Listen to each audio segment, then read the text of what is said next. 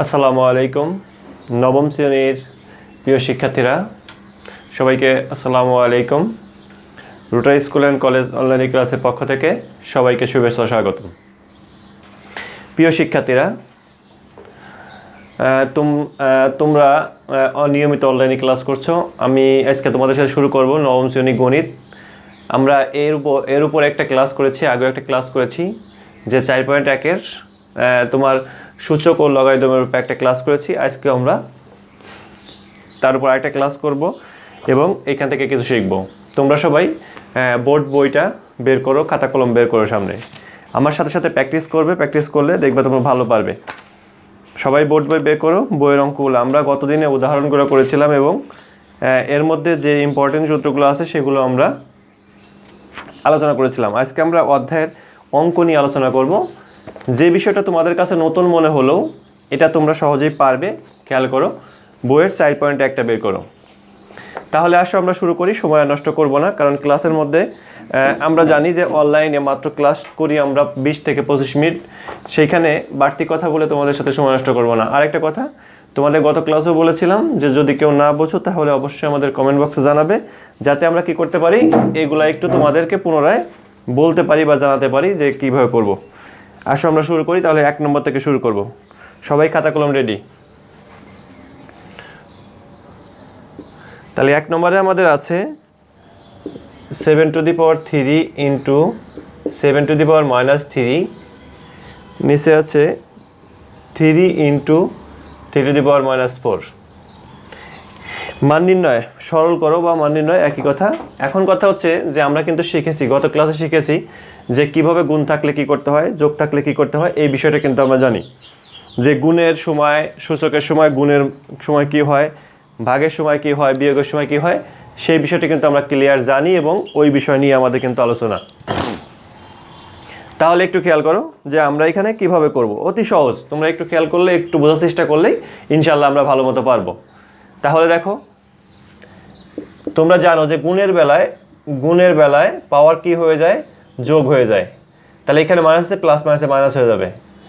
এখানে দেখো কিছু না থাকলে কি বলছিলাম মনে মনে, 1 থাকবে। এখানে কিছু না থাকলে কি থাকবে, 1 থাকবে। তাহলে 3⁻1 - 4। তার মানে আমরা কি দেখো, গুণের বেলায় পাওয়ারগুলো কি হয়ে গেছে, যোগ হয়ে গেছে।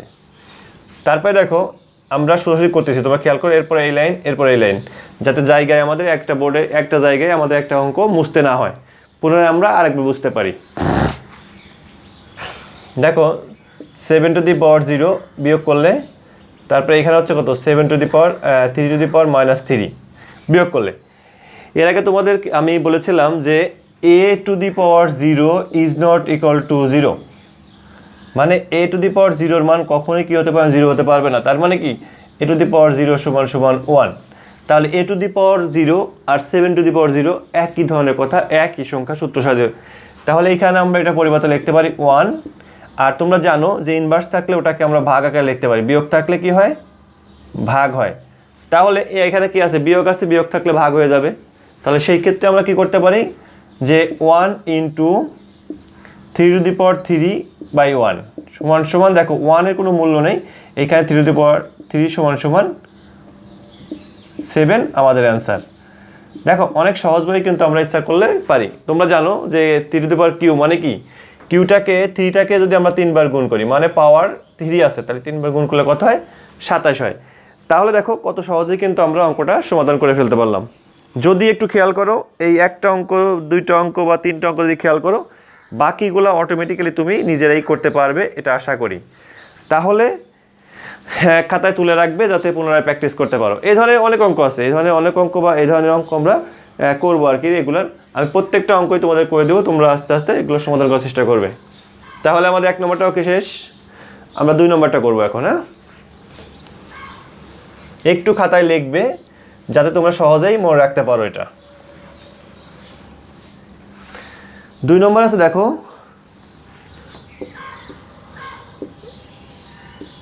7² ইন্টু √7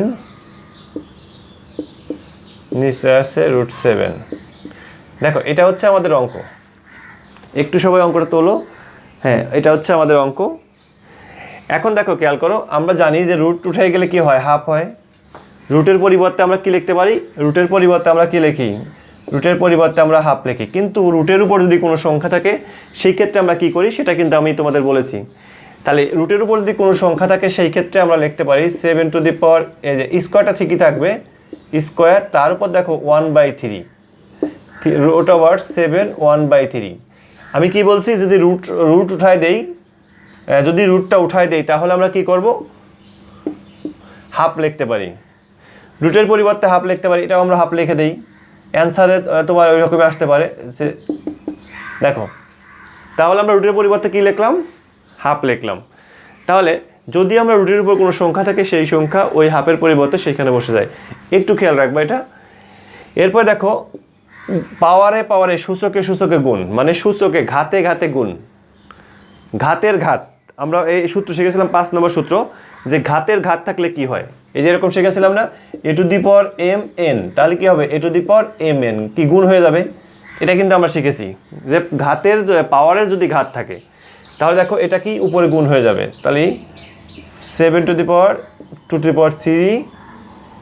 ইন্টু 1/3 7 হাফ। দেখো গুণ, এই গুণ থাকলে কি হবে, পাওয়ার যোগ হয়ে যাবে 2/3 প্লাস 1/3, তারপরে কত হবে 7 হাফ। আমরা এখানে সোজাসুজি করতে যাতে আমার জায়গাটা আটে ভালো। দেখো তাহলে যোগ করলে কত হবে, দেখো 7 লসাগু করলে 3 2 প্লাস 1/হাফ। বুঝতে না পারলে তোমরা কমেন্ট বক্সে জানাবে, আমি আবার বোঝানোর চেষ্টা করব। তার মানে এটা গুণ ছিল, গুণ করলে পাওয়ারগুলো যোগ হয়ে যায়, যোগ করলে আবার লসাগু করেছি। আচ্ছা, এরপরে দেখো যদি আমরা করি তাহলে কত হবে 7⁴3 নিচে কত হবে হাফ। খেয়াল করো যদি 3 কেটেও দেই তাহলে কত থাকবে 7⁴1 7⁴হাফ। আচ্ছা, এই যে দুটেরই পাওয়ার্স দেখো চলক হচ্ছে তোমার ভিত্তি হচ্ছে কি 7, ভিত্তি হচ্ছে আমাদের 7। তাহলে ভিত্তিটা যদি আমরা ভাগ থাকে তাহলে সেই ক্ষেত্রে আমরা পাওয়ার কি করি, বিয়োগ করে দেই। তাহলে এটা যদি বিয়োগ করে দেখো কত হবে 7⁴2 দেখো এটা হবে 7 হাফ। আচ্ছা 7 হাফ মানে কি, 7 হাফ মানে আমরা লিখতে পারি √7। তুমি অ্যান্সার এটাও লিখতে পারো, এটাও লিখতে পারো, তোমার ইচ্ছা। যদি কখনো প্রমাণ চায় তাহলে তুমি তোমার সেটাই লিখতে হবে, আর যদি প্রমাণ না চায় তুমি সেই ক্ষেত্রে যেটা খুশি সেটাই লিখতে পারবে। দেখো এখানে আমাদের বিয়োগ করে কত হয়, হাফ হয়, হাফের পরিবর্তে আমরা √দিতে পারি, তাহলে এটা আমাদের অ্যান্সার। কথা হচ্ছে সূচকের যে 5টা বিধি বা নিয়ম শিখছি বা সূত্র শিখছি সেই সূত্রগুলো প্রয়োগ করে কিন্তু আমাদের অঙ্কগুলো করতে হবে। তুমি একটু খাতায় তুলে নাও যে আমাদের যে নিয়মটা আছে এই নিয়মটা ফলো করে কিন্তু তোমাদের আগাতে হবে। যে আমরা প্রথম ক্লাসে যে সূত্রগুলো শিখেছি প্রথম ক্লাসে, ওই সূত্রগুলো কিন্তু তোমাকে ফলো করতে হবে এবং ওই নিয়ম মেনেই তোমাকে অঙ্কগুলো করতে হবে। তাহলে প্রিয় শিক্ষার্থীরা, আমি আশা করি তোমরা অঙ্কগুলো বুঝতে পারছো, এবং যদি আরেকটু মনোযোগ হও তাহলে দেখবা আমরা আরও কয়েকটা যখন করব তখন দেখবা আমরা আরও সহজে কিন্তু বুঝতে পারবো। তাহলে তোমাদেরকে মনে রাখতে হবে যে ভালো করতে হলে তোমাকে বারবার প্র্যাকটিস করতে হবে। অঙ্কে অনেকবার বলেছি, প্রত্যেকটা ক্লাসে বলেছি যে অঙ্কে ভালো করতে হলে তোমাকে অবশ্যই বেশি বেশি প্র্যাকটিস করতে হবে, বেশি বেশি তোমাকে সূত্রগুলো প্রয়োগ শিখতে হবে, তাহলে তোমার অঙ্কগুলো ভালো পারবে। 2 নম্বর গেল, এখন 3 নম্বর করি। আমরা 5-7টা করে দেবো আজকে, বাকিগুলো তোমরা বাসায় করে ফেলতে পারবে। 3 নম্বরটা হচ্ছে 2⁴1 5⁴1 প্লাস 5⁴, আবার এইখানেও আছে কি ইনভার্স। দেখো এটা কিন্তু অনেক সহজ, যদি আমরা মনে রাখি ইনভার্স থাকলে কি আমরা জানি যে যদি পাওয়ার ভাগ করে দিই তাহলে ইনভার্স হয়ে যায়। তাহলে এটাকে আমরা লিখতে পারি 1/2 প্লাস 1/5 ইনভার্স 1। লসাগু করব, লসাগু করলে কথা দেখো 5 × 10 5 প্লাস 2, কারণ লসাগু দিয়ে হরকে ভাগ করতে হয়। 5 × 10 5, 5 × 5, 5 × 10 2, 2 × 2 ইনভার্স 1। তাহলে এটাকে যদি আমরা লিখি দেখো কত লিখবো 7/10 ইনভার্স 1। এখন দেখো ইনভার্স তাহলে কি ওটা ভাগ হয়ে যাবে, ভাগ হলে দেখো 7/10, এটাকে যদি আমরা উল্টায় দেই মানে ভাগ আছে যদি গুণ করে দেই তাহলে 10/7, এটা আমাদের অ্যান্সার। তাহলে দেখো এখানে কিন্তু যদি ইনভার্স থাকে ভয়ের কিছু নেই, তোমাকে মনে রাখতে হবে যে ইনভার্সের কারণে কিন্তু আমরা কী করছি, ওটাকে ভাগ করে দিচ্ছি, ভাগ করার কারণে আবার ইনভার্স হচ্ছে। এটা আমরা লিখতে পারি যে হাফকে আমরা 2⁻1 লিখতে পারি, 1/5কে আমরা 5⁻1 লিখতে পারি, এটা আমরা লিখতে পারি, অটোমেটিক্যালি লিখতে পারি।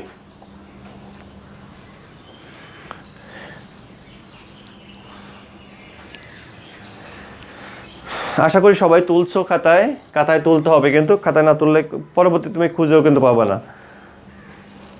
4 নম্বরটা একটু আলাদা, আমরা 4 নম্বরটা করে দিব। দেখো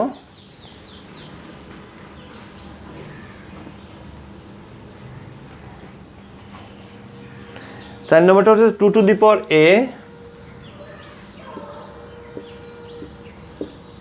y inverse 1 plus 3⁵b inverse, উপরে আরেকটা ইনভার্স আছে দেখো। তাহলে এইখানে একটু খেয়াল করতে হবে। দেখো আগে কিন্তু 2⁴ ইনভার্স, আগে ছিল কি 2⁴ ইনভার্স, এখন যদি এরকম থাকে তাহলে কি করবো দেখো, খেয়াল করো।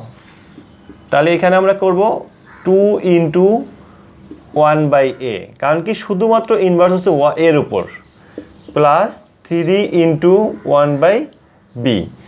একটু খেয়াল করবা, কারণ কি এখানে কিন্তু হোল স্কোয়ার নেই, এখানে যে হোল স্কোয়ার ইনভার্স আছে তাহলে কিন্তু কি হতো 1/2a হইতো, কিন্তু এখানে কিন্তু হোল স্কোয়ার নেই, শুধুমাত্র এর উপর ইনভার্স আছে। তাহলে এর উপর ইনভার্স মানে কি, তোমাকে কিন্তু একটাই করতে হবে। দেখো 2/a প্লাস 3/b ইনভার্স 1, যদি এখানে আমরা লসাগু করি কত হয়, a চলে গেলে 2b প্লাস b চলে গেলে 3a ইনভার্স। এখন আমরা যে আগেই তো শিখেছি ভাগ, তাহলে আমরা অটোমেটিক্যালি উল্টায় দিলে এবং একটু সাজায় লিখলে আমাদের অ্যান্সারটা ওকে।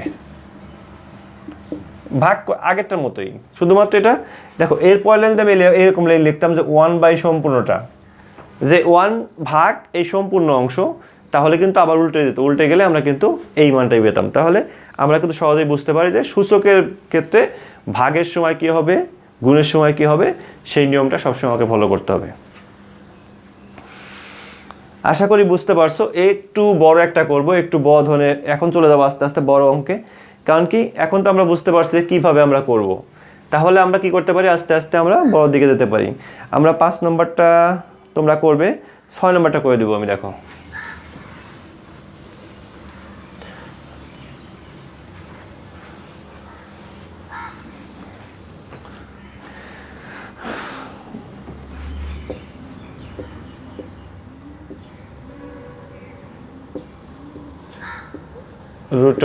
√x inverse y √y inverse z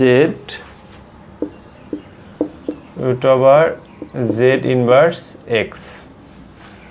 খেয়াল করো, এটা হচ্ছে আমাদের অঙ্ক এবং এখান থেকে আমাদের মান নির্ণয় করতে হবে। আচ্ছা দেখো, আমরা রুটটার কাজ আগে করবো না, আগে করছে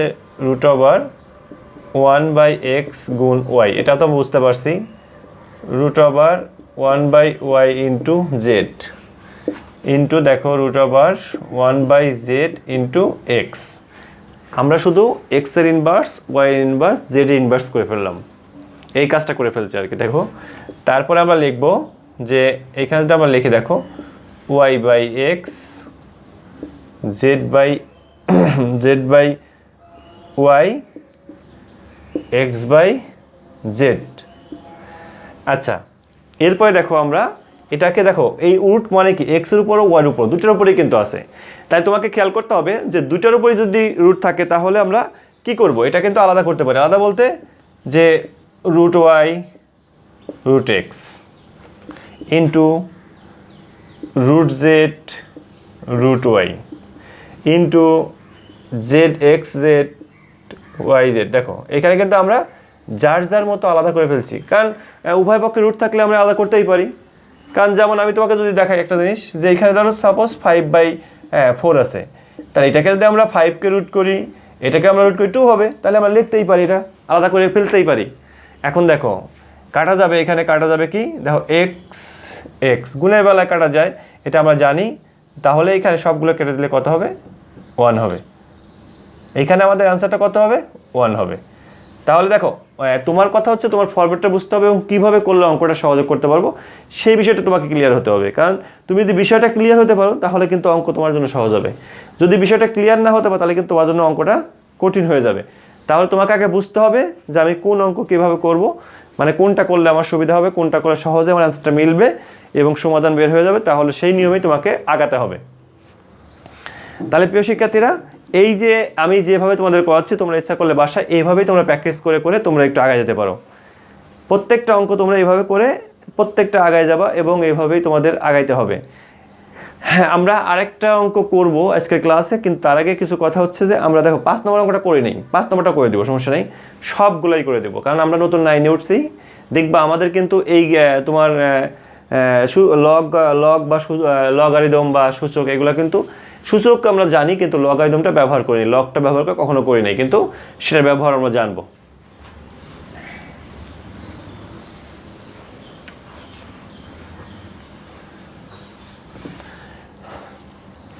পাঁচ নম্বরটা আমরা করে দিই, কারণ হয়তো অনেকেই পারবে অনেকেই পারবে না। আমরা 5 নম্বরটা করে দিচ্ছি। দেখো 5 নম্বরটা হচ্ছে a square b inverse 1 a square b inverse 1 by a inverse 2b whole square. হ্যাঁ, এটা খেয়াল করো, এটাও কিন্তু আমাদের সহজ হবে, a square into 1 by b by 1 by a square into b। দেখো আমরা কিন্তু এটা কি করেছি, গুণ আকারে করেছি, এটা গুণ আকার করতে পারি। দেখো তাহলে আমাদের এখানে কি হবে যে a স্কোয়ার বাই b নিচে হবে b বাই a স্কোয়ার। আমরা জানি যে এটা আমরা আগেও করেছি এই নিয়ম। এখন দেখো গুণের বেলায় ভাগ, যদি আমরা ভাগ থাকে তাহলে গুণ করলে সংখ্যাটা কি হয়, উল্টে যায়।